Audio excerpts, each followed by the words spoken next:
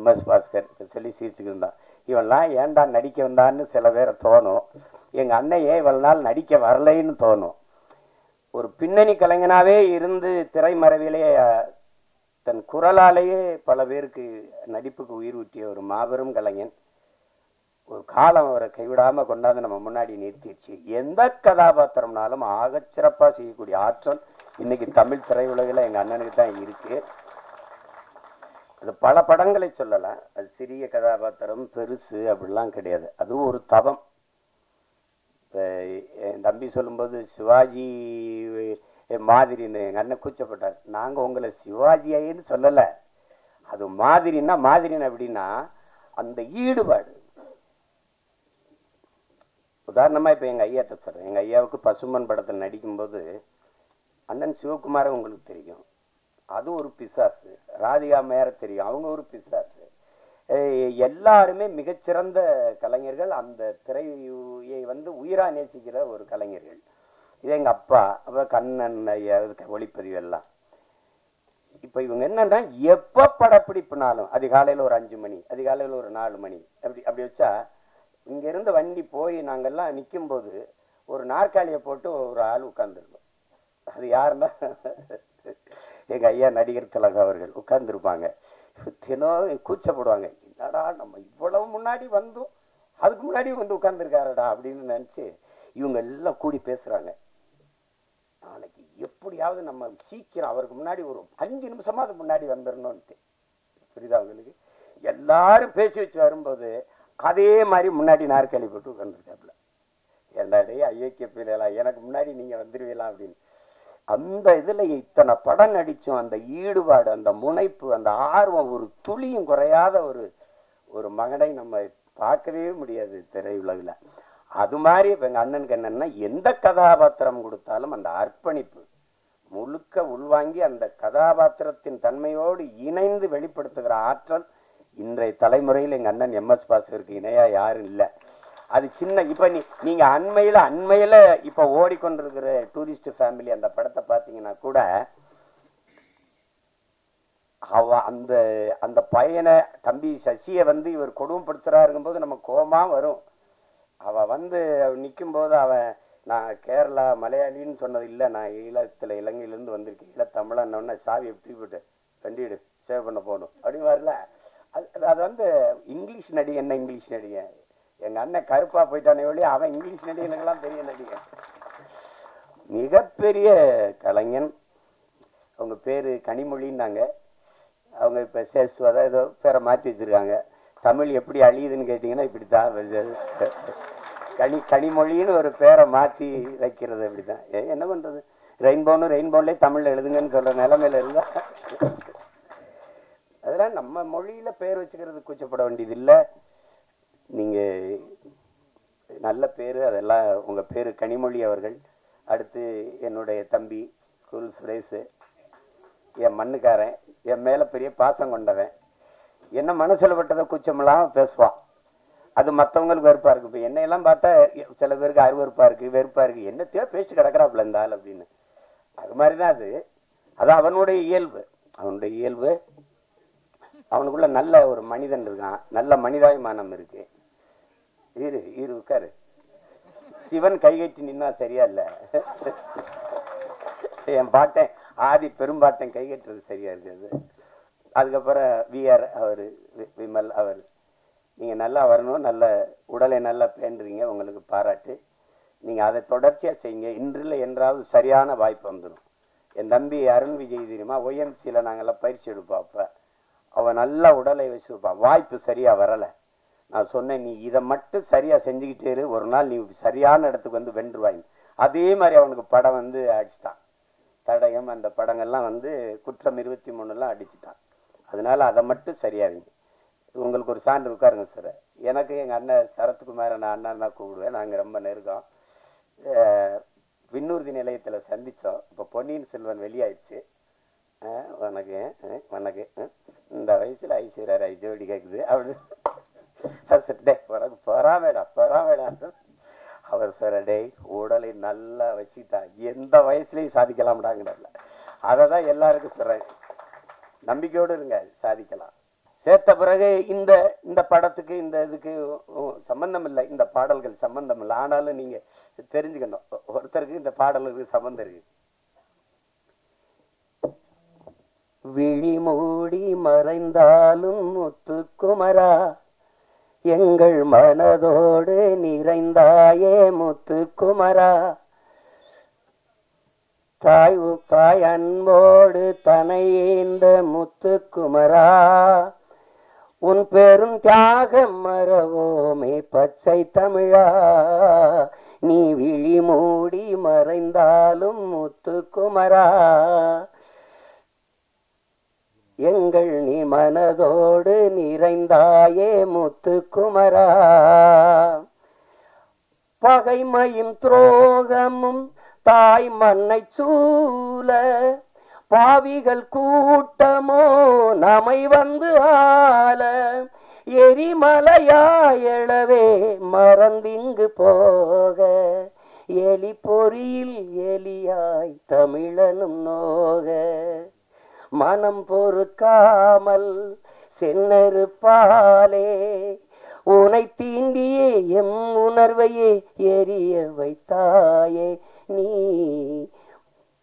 இந்த பாட்டு இருக்கு பாருங்க. விழி மூடி மறைந்தாலும் முத்துக்குமரா, எங்கள் மனதோடு நிறைந்தாயே முத்துக்குமரா.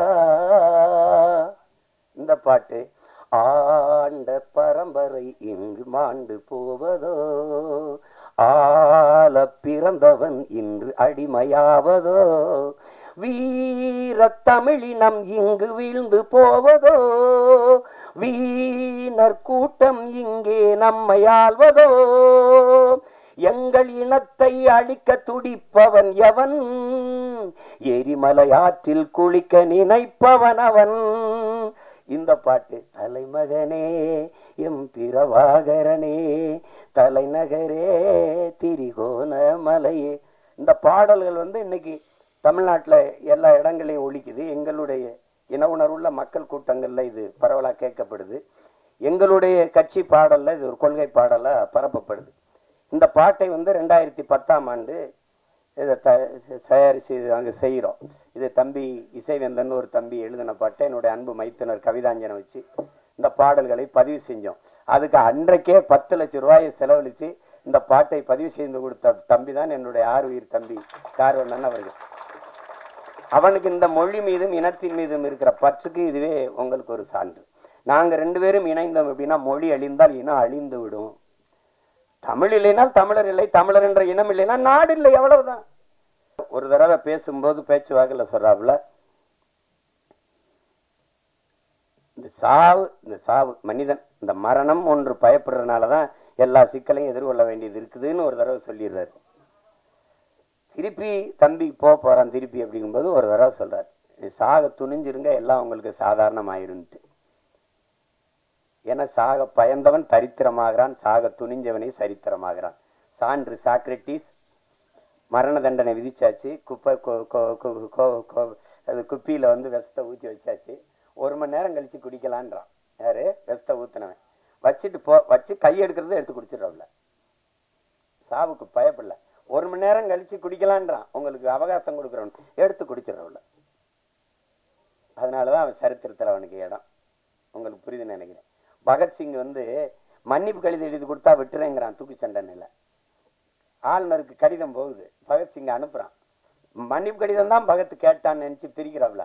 பிரிச்சா போய்த்துக்கிறா, நீ என்ன நீ தூக்குல போட சொல்லியிருக்க, அதை ஏற்க முடியாது. நான் உனக்கு அரசியல் போர் செஞ்சிருக்கேன், அதனால என்னை துப்பாக்கியில சுட்டு கொள்ளு, இல்லைன்னா பீரங்கி வச்சு என் நெஞ்ச பிளந்து கொள்ளு, தூக்குல போடாத. நான் அப்படிதான் உங்களுக்கு அதை படிச்சுட்டு அவனுக்கு வேர்த்திருச்சு, மிரண்டுட்டான். அதனாலதான் சரித்திரத்தில் அவனுக்கு இடம். உங்களுக்கு புரியுதுன்னு நினைக்கிறேன். இவன் நண்பர்கள் சொல்றாங்க, பகத் நீ வெளியில வா, நம்ம இன்னும் வீரியமா போராடலாம், ஒரு மன்னிப்பு கடிதம் தானே எழுதி கொடுத்துட்டு வந்துருன்ட்டு. பகத் சொல்றான், எல்லாரையும் போலதான் எனக்கும் வாழணும்னு ஆசை இருக்கு, ஆனால் நான் வெளியில வீரியமா போராடுவதை விட இந்த மரண கயிற்றை துணிஞ்சு முத்தமிட்டன்னா பகத்தை போல வீரமிக்க மக்களை இந்த மண்ணின் விடுதலைக்கு பெற்றுத்தர வேண்டும் என்று எண்ணற்ற தாய்மார்கள் விரும்புவாங்க. அதனால நான் இந்த தூக்கு கயிறை முத்தமிடுறேன்ட்டு. ஆனாலும் பகத்துக்கு அந்த வீரமிக்க மரணத்தை வெள்ளக்காரன் தர சரியா இல்லை, சம்மதிக்கல. தூக்கு தான்ட்டான்.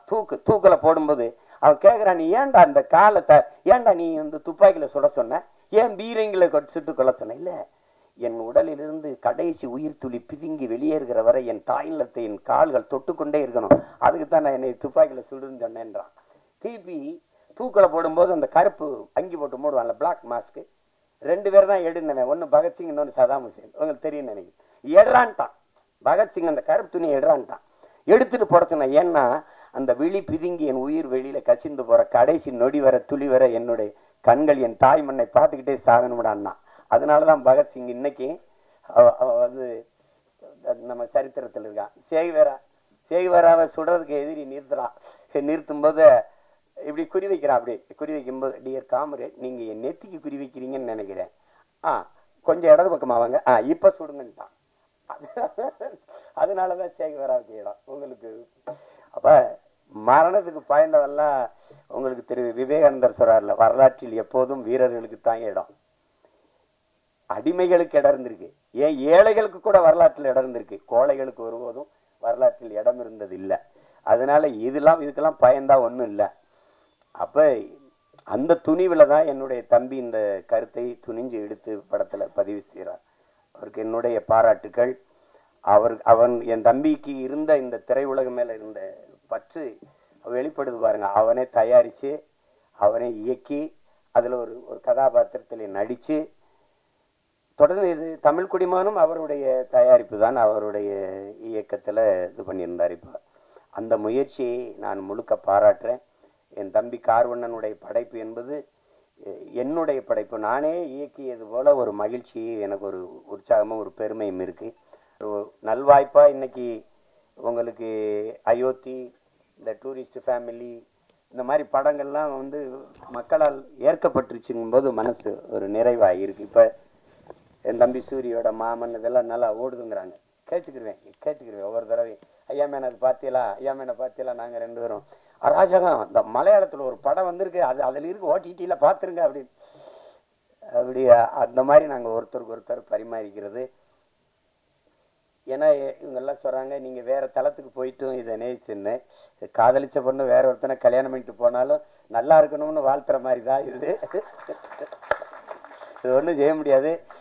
எங்கள் அண்ணன் என்கிட்ட வந்து சொல்லும்போது, திரைக்கலை பேச்சு ரெண்டும் இராணுவத்தின் வலிமை மிக்க 2 பிரிவுகள்ப்பா, ஒன்றை செய்ய ஒன்றையோ கைவிட்டக்கூடாது, நீங்கள் 2ஐயும் செய்யணும்னு. ஒன்றை செய்ய 2ஐயும் செய்யணும் தான் நினைக்கிறேன். அதை என் தம்பிக்கே திரையரங்கு கிடைக்காதுன்னு பார்த்தானா எனக்கு என்ன ஆகும்னு நீங்கள் யோசிச்சுக்கிறோம். அது கடினம். அதனால படம் எல்லா தம்பிகளும் எடுக்கிறாங்க, படை கட்டத்தான் பெரிய யாரும் இல்லை. அதனால இந்த வேலையே எனக்கு சரியா இருக்கு, என் தம்பிகள் அதை செய்யட்டும். ஆனால் இதை பார்த்து ரசித்து வாழ்த்துறது அது என்னுடைய பொறுப்பு. இங்கே என் தம்பி கார்வண்ணன் சொன்னா, நம்மளை நாம பாராட்டலை யாருன்னா இல்லை, அது சொல்லி சீசர் சொல்றான், நீ வந்து அடுத்தனை உன்னை எந்திரிச்சு உன் தகுதியை பாராட்டுற வர பொறுத்து இருக்காதரா, நீயே எந்திரிச்சு பேரறிவிப்பு செஞ்சிரு, நான் ஆக சிறந்தவன் அப்படின்னு சொல்லிருன்றான். அதனால இப்ப எங்க அண்ணன் MS பாஸ்கரை நாங்க பாராட்டல, யார் பாராட்டுவா? இப்ப என் தம்பி கூல் சுரேஷ் அவனே பேசிட்டான். ஆனா நீங்க என்ன நினைக்கிறீங்க, அவனை பைத்தியக்கார மாதிரி பாக்குறீங்க. இதுதான் பிரச்சனை. எங்க அப்பா இங்க பாருங்க, எங்க அப்பா இங்க பாருங்க, பசும்பன் படத்துக்கு பாட்டு இசைக்கிறது முதல்ல ரகுமான் அவர்கள் தான் இசை. அவன் 2 பேரும் வண்டியில போயிட்டு இருக்கான், எங்க அப்பாவே வண்டி விட்டுறாங்க. வண்டி விட்டு அதுல வந்து சொல்லுக்குள் வார்த்தையை சுருக்கி வைக்கும் சூத்திரதாரி, கண்ணனுடைய ஆகாயத்தின் மறுபக்கத்தையும் அவருக்கு பார்க்க இப்படி வருது, விருப்பி எழுதி. அப்பா இப்படி நம்மளை நாமளே பாராட்டி பேசிக்கிறது நல்லாவா பாருக்கு? கேட்கறவங்க ஒரு மகனே, நம்மளை நாமே பாராட்டிட்டா தான்டா, வேற எவனும் நம்மளை பாராட்ட மாட்டான்டா. அப்பத்தான் நான் முடிவு பண்ணேன், நீங்க ஓடும் போது எவனும் உற்சாகப்படுத்த கைதட்டலாம், நீங்களே கைதட்டிட்டே ஓடிட வேண்டியதுதான், வழி கிடையாது. உங்களை நீங்களே உற்சாகப்படுத்திக்கிறணும். இல்லைன்னா யாருமே பாராட்டணும் இந்த சமூகம் முன்னாடி வரவனுக்கு தான் கைதட்டும், 3வது வரவனுக்கு கைதட்டாது. அவன் சொல்றான்ல, முன்னாடி வந்தவனுக்கு 1வது வந்தவனுக்கு கைதட்டுற, அவன் வெற்றி கழிப்பிழைப்பா, நீ கைதட்டுறதே அவன் காதுல விழாது. ஆனால் 3வது வந்தவன் முதுகுல தட்டி கொடு, அவன் மரணம் வரைக்கும் உன்னை மறக்க மாட்டாங்கிறான். அதான் முக்கியம். அதனால நம்ம பிள்ளைகளுக்கு ஒன்று இருக்கு, தோல்விங்கிறது ஒரு பெரிய தோல்விதான் வெற்றியின் தாய். தோல்வியே சொல்லுது, என்னையை தொட்டு விட்டு போனவன் தோற்றதாக வரலாற்றில் செய்தி இல்லைன்னு இல்லையா? எளிதில் வென்றவன் இதயம் மலரை விட மெல்லிதா இருக்கும், தோற்று தோற்று வென்றவனின் இதயம் இரும்பை விட கடினமா இருக்குன்றான். அதனால அது ஒரு சிக்கல் இல்லை. இந்த இந்த படத்தை பொறுத்த வரைக்கும் அதுல என் தம்பி அவன் சொல்ல வந்த செய்தி, அதை எடுத்துக்கிட்ட செய்திக்கே ஒரு பாராட்டு, அந்த துணிவுக்கு ஒரு பாராட்டு. இல்லைன்னா நீ சீமானின் தம்பியா இருந்து பயனே கிடையாது. அதனால உனக்கு பாராட்டு. உலகமெங்கும் இருக்கிற நம் உயிர் சொந்தங்கள் நல்ல திரைப்படத்தை ரசிக்கக்கூடிய, ஏற்று பாராட்டக்கூடிய, கொண்டாடக்கூடிய மக்கள், இங்கே நல்ல திரைப்படங்களை கொண்டு போய் சேர்த்த செய்தியின் தூதுவர்கள் இருக்கிறார்கள். இங்கே ஊடக உறவுகள் எல்லாம் மதிப்புமிக்க பெருமக்கள் எல்லாம் இருக்கிறாங்க. அவர்களுக்கெல்லாம் சிறந்த படத்தை பாராட்டி கொண்டு போய் சேர்க்கணுங்கிற பொறுப்பும் கடமையும் உள்ளவர்கள். உறுதியாக இந்த படத்திற்கு பேராதரவு கொடுப்பார்கள்.